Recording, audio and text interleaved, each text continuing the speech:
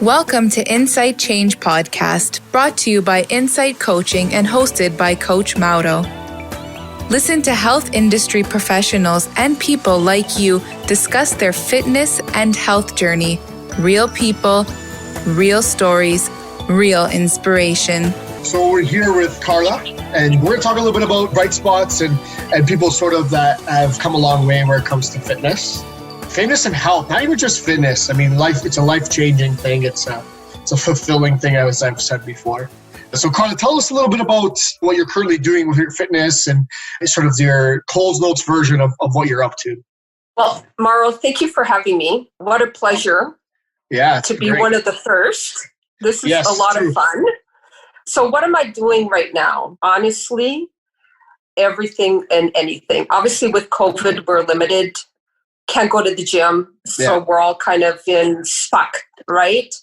So right now, I pretty much just set myself to succeed.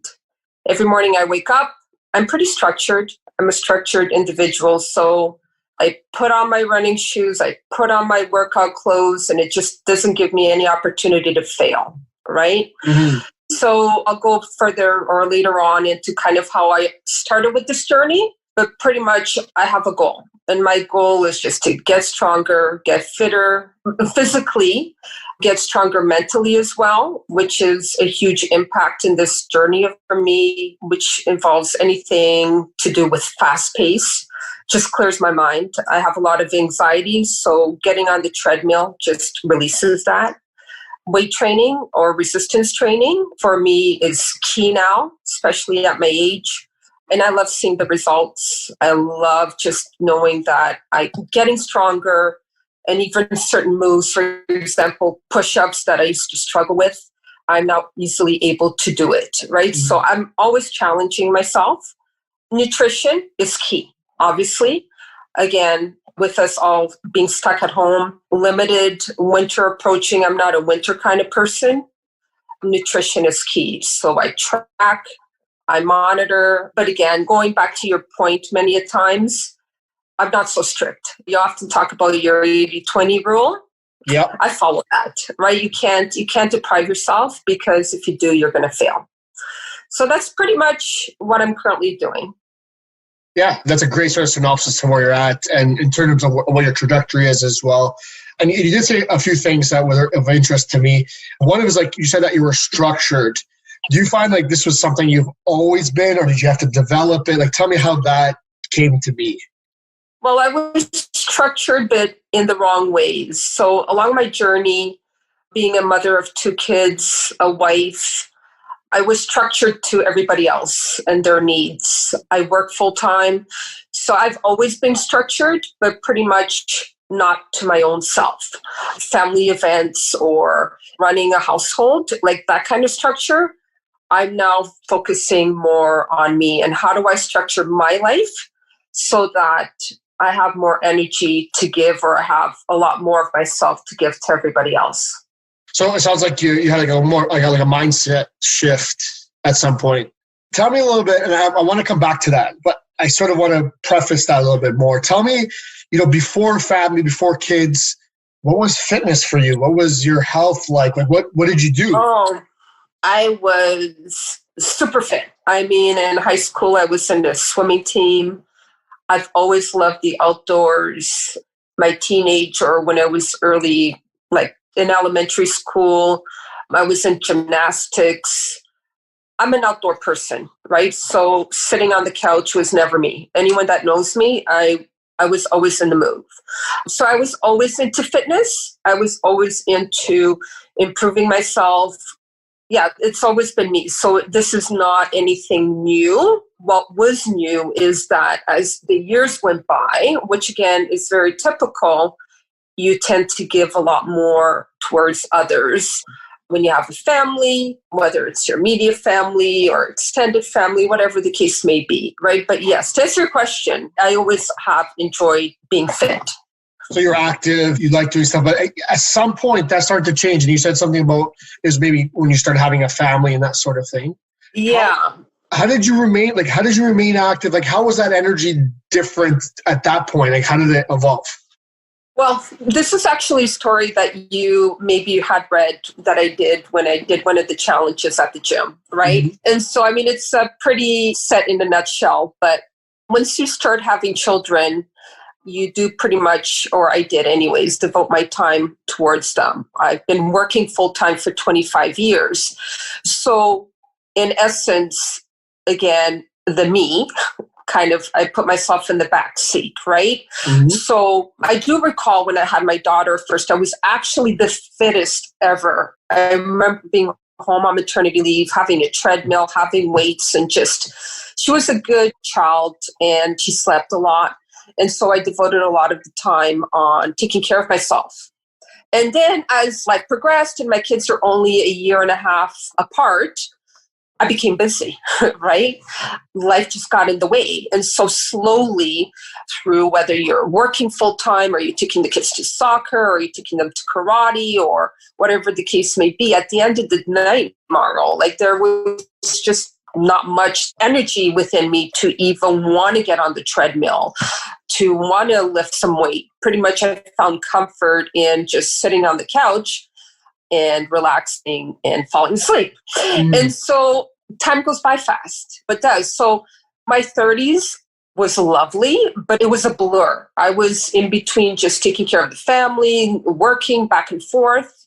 My 40s was all devoted again to the family and to what I call the sandwich generation, which is taking care of your own family, as well as my parents were aging, and so were my husband's parents. And so going through that, and again, at the end of the day, there was no extra energy. I had no power within me to even say, okay, I'm going to go and work out. On the flip side, or backing it up a little bit, at work, we did have a gym, actually. So I kind of went on and off, like you often say, right? On and off with the switch. I would go gung-ho and work out and see results and feel great. And then again, something would throw me off and the switch would be turned off. So that's essentially how it progressed. And then last year, actually a year ago this month, I knew something had to give. I knew that I was putting on weight. I was going through menopause. My children were growing, and I just knew I had to devote time for me, right? So that's pretty much how it all progressed. And I do want to actually go down that road in just a second, but maybe to bring it back a little bit. So knowing that you were very active, knowing that you had the energy, and then not being able to exercise, not being able to do those things, how did that sort of affect your life? Like, how did that come out in other ways, if that makes sense? Oh, I mean, it was horrible. It was horrible because, for example, my workplace is downtown, right? I commuted 25 years. I drove down to Bloor and Yonge every day. And I remember being stuck in traffic. It would literally take me an hour and a half both ways. And I remember being in the car and anything would set me off, right? Like someone cut me off and that's it. So my mindset was done. Like I wasn't able to remain calm. Same thing at home, right? I would get home, tired, cranky. The kids would say something. I would snap. So I knew it wasn't so much even more a physical state, Marlo, but it was a mental. Like I knew that I had to go back on that path because it was just, I was feeling miserable. And again, I'm not sure you speak to a lot of women and kind of the progression, specifically talking about menopause and kind of the changes that happen not only to your physical body, but mentally, right? Like you just feel brain fog. You just go from 0 to 100 emotionally, right? And so, yeah, I hope I answered your question with that one. You did, which interesting. I suspected that would be the case because it is fairly common. So you're not alone where it comes to this kind of stuff. But I think this is a good point to sort of delve into. So it would seem that although you're spending all your time trying to do everything else, in some ways, if you would have spent a little bit more time on yourself, that maybe you wouldn't have angry at people, you would have been a little bit less stressed. So in some ways, investing a little bit more in yourself would not have taken away from all that, but maybe even helped. You agree? Absolutely. Absolutely. Yeah. I mean, for me, I realized that there's never a late in the day, but yeah, for any, and I say this to any, I guess, women that are kind of in their early stages in life, whether through marriage or they're kind of they're, in their 20s, 30s, like just take time for yourself. It's like that whole example of when you go in a plane, the flight crew are kind of going through the emergency exit, right? Always make sure that you're attending to yourself first. Yes, meaning, airplane oxygen. The oxygen mask. Yes. Right? And it's so important. But again, like, I had heard this before, right? Yeah. I had heard this before. It's not new. But maybe it was the way I was brought up, or maybe it's just kind of what I put in my head that I had to be the superwoman, right? Well, that's the negative side to it. When you try to do everything and too much, something's got to give, right? And so, yeah, definitely what I would recommend, or I not even recommend, I say it like often, is just take time for yourself. It doesn't have to be like a long period of time, hours in a day, but just take care of your physical and mental self for sure. Yes, absolutely. And where did that shift? There was a point where that clicked, that you understood that. When was that? You know what? It was last year. It was exactly a year ago, November. I had been it was exactly now. And, you track my food. You know that I've been tracking for almost a year. And it was exactly this time where I just knew there was a switch that told me, Carla, you have to act because it's not getting better. So I think for me, it was more originally started physically. I was putting on weight where I wasn't used to having weight, for example, in my midsection. So I didn't like that. And it was just not coming off easily, like maybe in my 20s or 30s. I wasn't able to just kind of reduce my food and run like a maniac. And I was able to lose all this weight. It was getting harder for me. And it was just frustrating. And yeah, it was a year ago. I remember joining the gym a year prior, not really going consistent to the gym. I didn't have really any structure. But I remember our specific gym had a challenge, a 60-day challenge. And whenever I was going, I would see the sign and I would think, okay, I want to do this. I want to do this. But again, I was always hesitant because I knew it required work. Right? That's the problem. I knew that's the thing with me. Anyone that knows me, I get really excited about it, but then I kind of like deflate because I know it requires effort. And it was when I said, okay, sign me up. And that was that. So you mentioned like sort of you decided, okay, now I have to do something. It was a moment in time they decided that. Was there something that triggered that? There's usually some sort of something that happens that triggers that for people. Do you find that happened to you? No, it wasn't a specific thing that triggered me, to be honest, Mauro.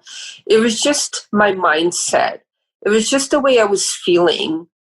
I had been researching a lot about menopause and about the woman's body changing and kind of how to deal with that. So that was a huge trigger, actually, just because, whether or not I would go down the rabbit hole, like you say, of hormonal replacement therapy, or like how I could just feel better. Just because, again, with menopause comes bone loss, memory loss, like all these crazy negative side effects that really were not taught. It's not like my mom came to me and said, hey, Carla, when you reach 50, this is what's going to happen, right? And so it really started with that, me really researching and wanting to know what next, really, like what was happening to my body as I aged. And I wasn't willing to accept it. Like I wasn't willing to just sit back and let aging bring me down. Okay. So really, to answer your question, it was just me. And okay, hand up, I have to admit, I knew that this year, so last year I was 49, and I knew that I was hitting my 50s. Like I was going to have my big 50, right? So maybe deep down, I realized that, oh my God, 50 is just around the corner. And what do I want when I'm 50? Like, how do I want to feel when I'm 50? So again, menopause, and, turning the big 50. So you're reflecting like what's my 50s going to look like, and you sort of want to get into it at a running pace rather than walking. Exactly. And realizing that I now had time for myself, right? Like I no longer had to devote all this great time to my kids. So that really the trigger. Now, would you have believed you could accomplish what you accomplished last year? Like last year, a year from now, your mindset, like what you're capable of, would you have envisioned this? No, I would not. I would not. I would have envisioned, definitely maybe losing a little bit of weight. I was really into yoga, which I really do enjoy. And so my mindset at the time was like, how can I progress? Like, that's the thing with me. When I take something on, I want to dive into it and kind of learn everything about it. So it was mostly like yoga and how do I get better at it, right? But I would never in a million years would have thought, I know it sounds very like dramatic, but it's true. I would have never in a million years would have thought that, holy, like I have some muscle on me. Like it just, I feel fantastic, right? It just, my strength, like just the way I stand, my confidence and all that. Like I never realized that with this switch would come all these positives. Like it was more at the time thinking, okay, I'm going to lose a little bit of weight and maybe fit into my size 1X pants that I've had in my closet forever. But I didn't realize that it would literally, I would go into it much deeper. I mean, you introduced me to books that I never would have even imagined going into and reading and, about breathing and taping your mouth and all these things that I was just open to accepting and to reading and to acknowledging and just to take it on, right? So yeah, no, not at all. Was there a point where like you started? But I want to tell the story of how I started to believe because it's all about that's exactly. So yeah, where was it that you started to believe? Okay. So at the gym, which you're a personal trainer at, right? Yes. I started the 60-day challenge. Yeah. I started the 60-day challenge, right? And it was very organized, this challenge. You had to do your weigh-in. You had to go through various exercises and kind of do it before the challenge and I guess after the challenge and how much you progressed as you went, right? So I did all that. It was structured in a sense that weekly would give you certain exercises, certain meals. But yeah, like I was still walking around the gym aimlessly, like thinking, okay, like I was always gravitating towards the things that I was comfortable with. And in this case, it was the yoga. It's awesome. Swimming, because I'm a swimmer, right? And then once in a while, I would add maybe like a spin class there, right? So now it's like a couple weeks into this challenge, and I'm like, I was losing a little bit of weight, but I had no structure. Going back to our original couple of conversations back, I'm all about structure. And so a personal trainer, that was amazing. So the talk in the ladies' change room at the gym, often that I would hear would be, there's this personal trainer, Mauro is very inspirational. He's awesome. Oh my God, like you could send him your macros. I didn't even know what a macro was. Like it was always a talk in the ladies' change room about this personal trainer, Mauro. So knowing me, I went on a hunt for you. I knew that you were going to be the guy that was going to help me out. I don't know why. I just sensed it. And so lo and behold, I got in touch with you. You were actually running the 60-day. And so I said, Mara, listen, this is who I am. Let's meet. And you set up, so anyways, we had a meeting, the two of us. We discussed my goals, like what I was doing this, like why I was doing this, my food habits, which to me was another. That's a big one for a lot of people. Yeah. I'll never forget you saying, okay, Carla, like how's your diet? And perfect. It's great. I'm a clean eater, all these things. And so you just looked at me like in your usual, very simple and say, okay, Carla, no problem. What you got to do is just track your food. Track your food on MyFitnessPal and send me your macros. And to be honest, Mauro, when you asked me to do this, I'm like, what's a macro? Right? But, I pretended like I knew. Right? Make it to make it. Pretended like I knew. And so anyways, it was a great meeting. And I started tracking my food. Well, guess what? I was eating the volume. So, for example, I like steel oaks, right? And instead of having maybe 1 cup or half a cup of steel oats in the morning, I wasn't measuring. So I was actually having 3 cups of steel oats just in the morning, right? My protein, I didn't realize how important protein was in everything, muscle development, just your hunger and kind of keeping you fuller. I had no idea because, again, you watch multiple documentaries about protein or chicken, where they come from, and you kind of get scared and you think, okay, do I go vegan? Like, what do I do? Vegetarian? Like, right? So, like, there's all these things out there and they just confuse you. So that was a big eye-opener, my nutrition, for sure. And that's what you helped me with. And I think I had a very typical experience with that because most people feel like they eat healthily. Like, I don't eat that bad. I hear that very often. I don't eat that bad. And very vague, very open. So we don't even know what that is. So that's why I like getting to, okay, I believe you. I believe what you're saying. Let's see what that means to you because it might mean something different, right? So we get you to do some tracking. We get a little bit of an audit going on and we see where we're at, right? And like you said, it wasn't the things that you were eating that were necessarily the issue, is the amount, right? And not everyone always needs to track, but I think it's a great, absolutely amazing tool to give yourself an audit to see where you're actually at. And then after some time, it becomes a little bit more second nature. It doesn't have to be a permanent solution, but it's a great audit tool. It's like the end of the year, you're doing your taxes, you're doing an audit. At some point, you need to do an audit of what you're eating. Yeah, I totally agree. Like, one of the things that just floored me was how much I was grazing.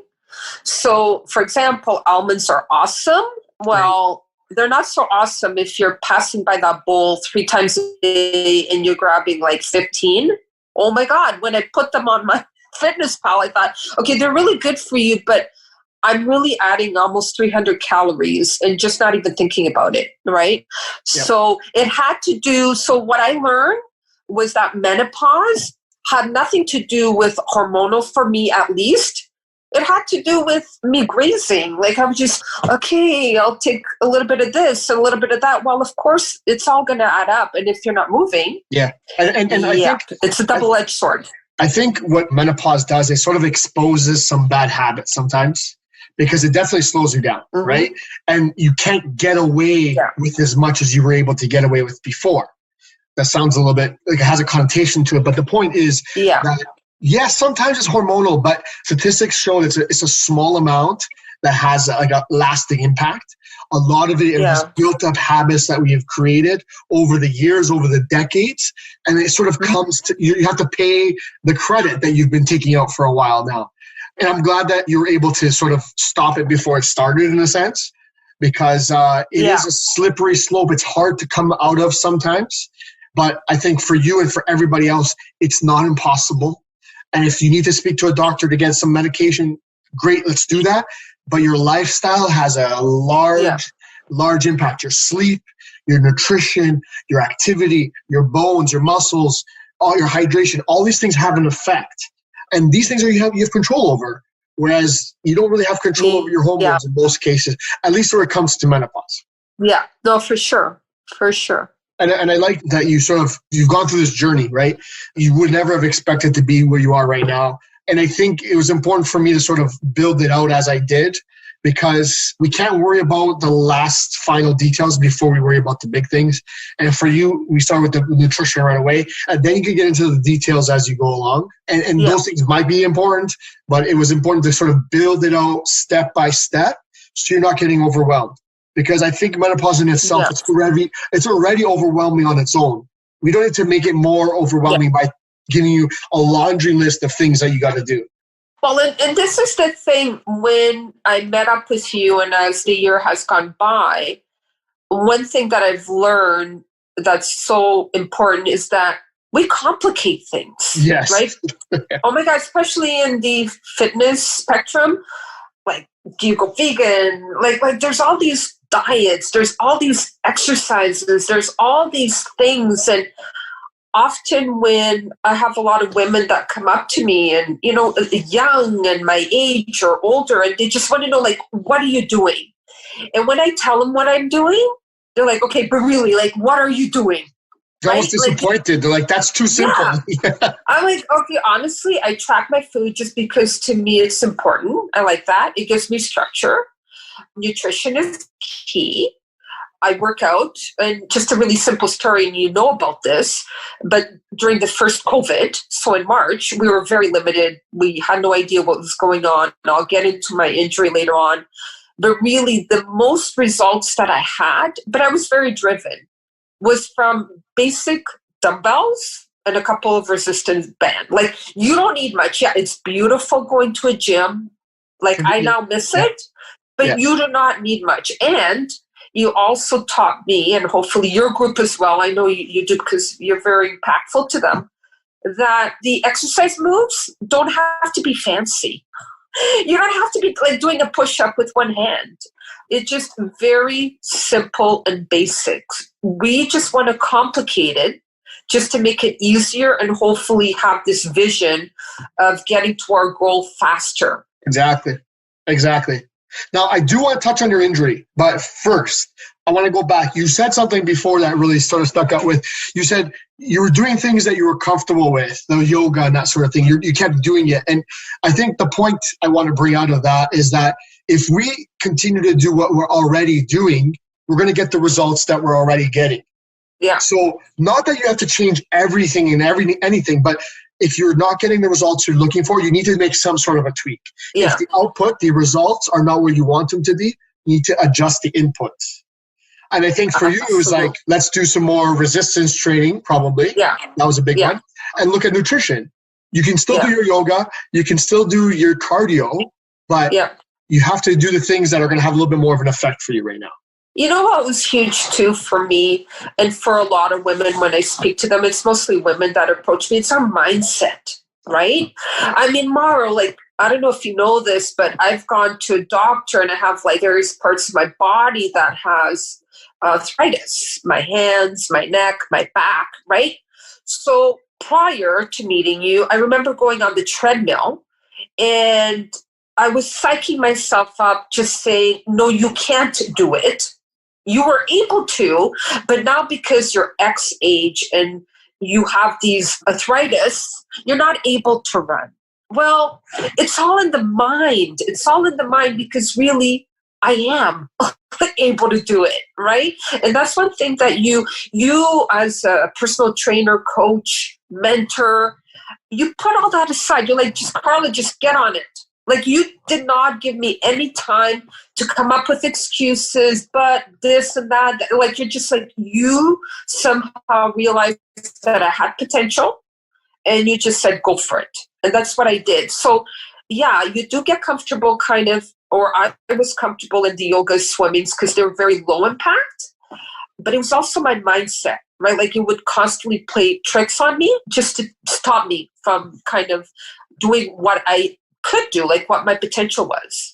Yeah, and mindset's a big one. As you said, it's like you could talk yourself in and out of things. And sometimes we need to reduce the amount of time that we have between thinking and doing, because that's when we have the most issues, right? We start talking ourselves out of it. Like, as soon as your doctor says that you have arthritis, all of a sudden you can't run. Yeah. But you've been doing it for how long, right? And that's not to say that sometimes arthritis is not a debilitating thing. It is a thing for people. Exactly. It's incredible. Like, but movement. Just how you're, and the thing is, it never stops. Like, I get better at it, right? Yeah. But just for example, this morning, I went for a run on my treadmill. It just never ends. Like, you constantly have to push yourself, right, out of that mindset. So even this morning, I was running on the treadmill, right? Yeah.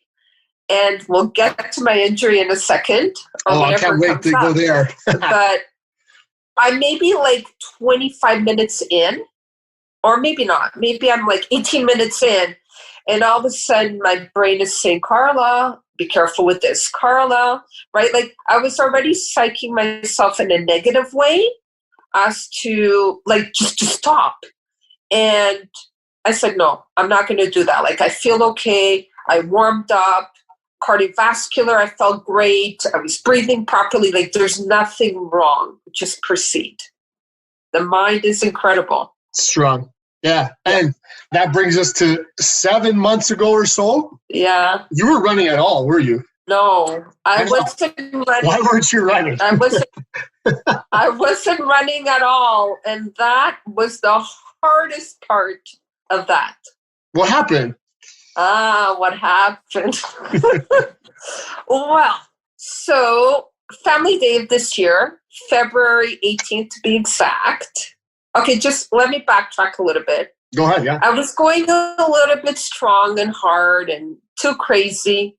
I got too inspired, which is a good thing, bad thing. But I was really going at it physically at the gym. Every day I was just like going to the gym. I was doing these intense classes. I was feeling great. I was seeing results. I just always go, go, go. And family day was no different. You know, I wanted to go to the gym. The family was totally against me going. They're like, Mom, my husband's like, Carla, let's just stay home. Like, why? It's family day. And I'm like, no, let's go to the gym. Mm-hmm. Like, this is great, right? I can't miss this. Anyways, long story short, I was doing one of these crazy alpha, I don't even know if it's alpha classes, and basically the last minute of the class doing a sprint, I tore my Achilles. But of course at the time I did not realize it was that.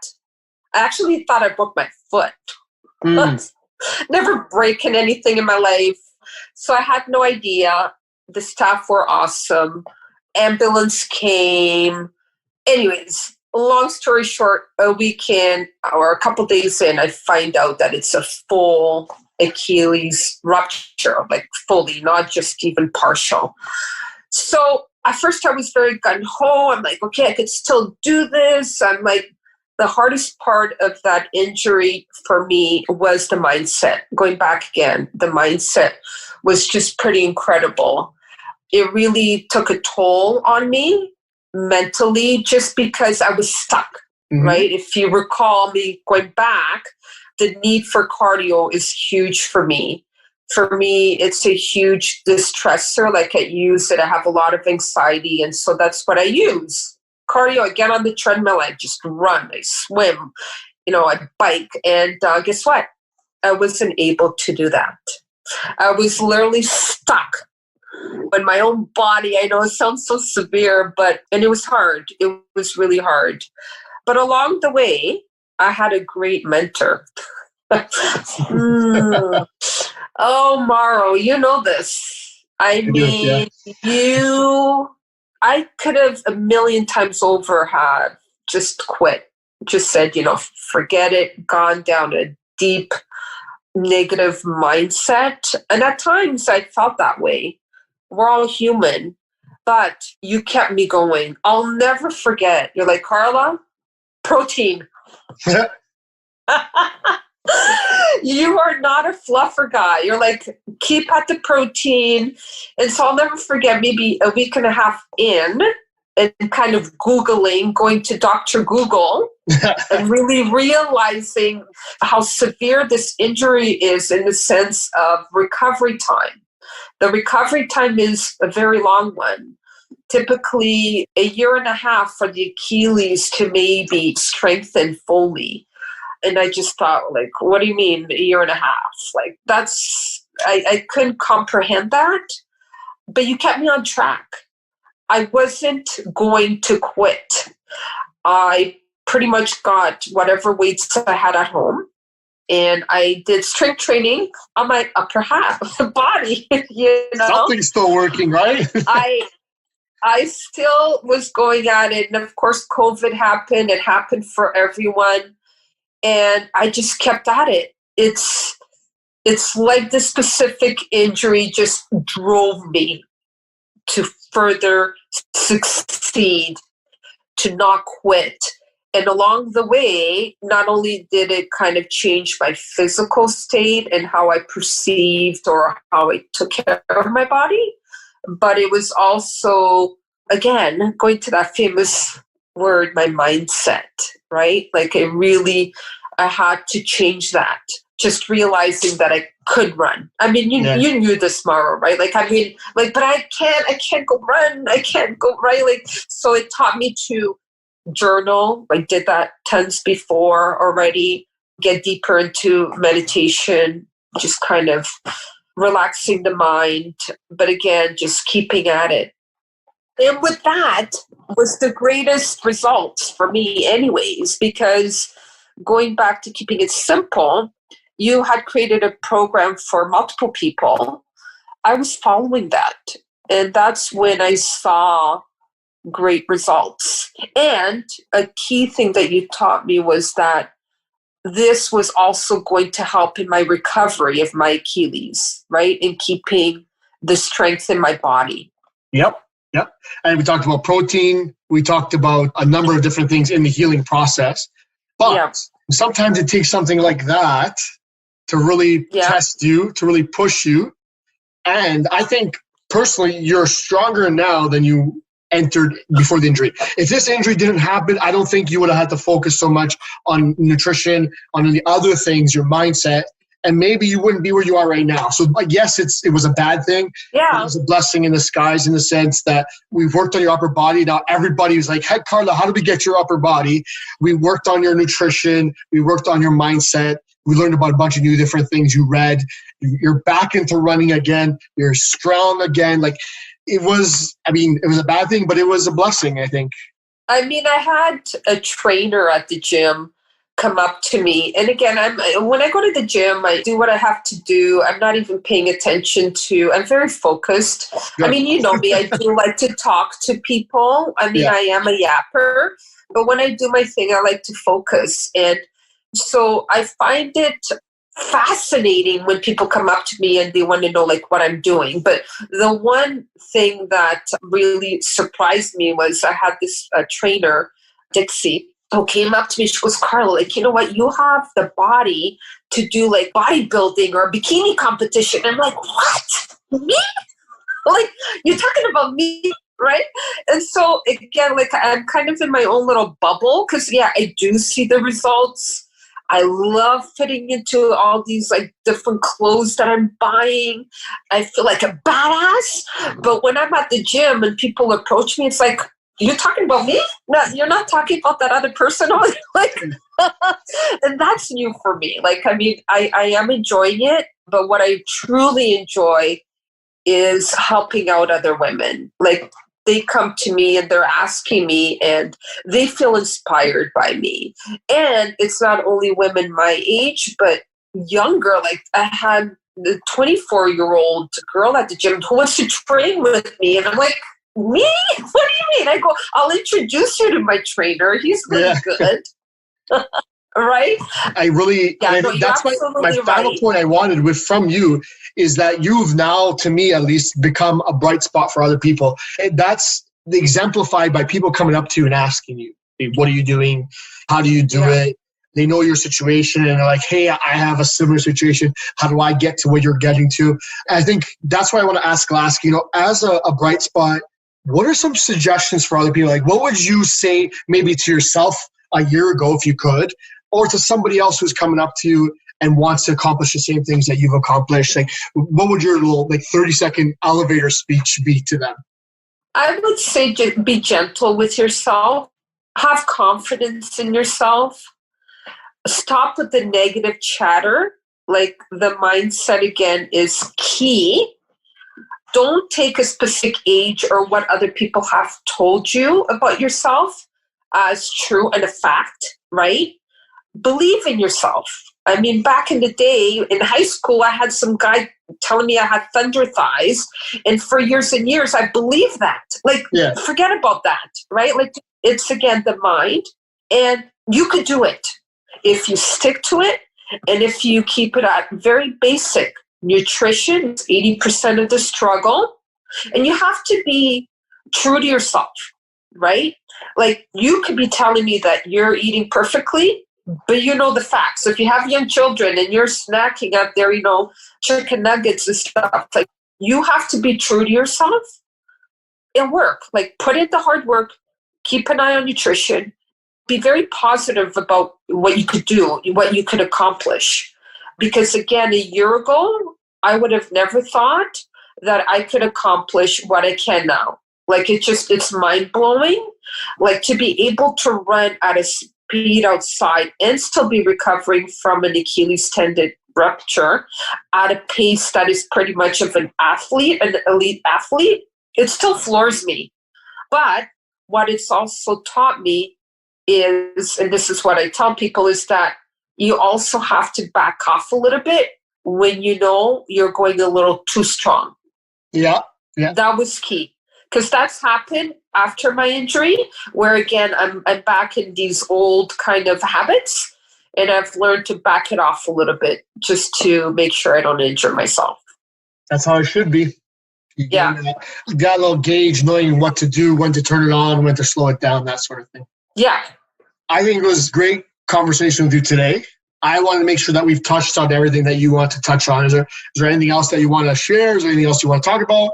Because I think we've gone through everything that I want to talk to, and I want other people to listen and learn from you as well. But go ahead. Like, is there something more that you share? Okay.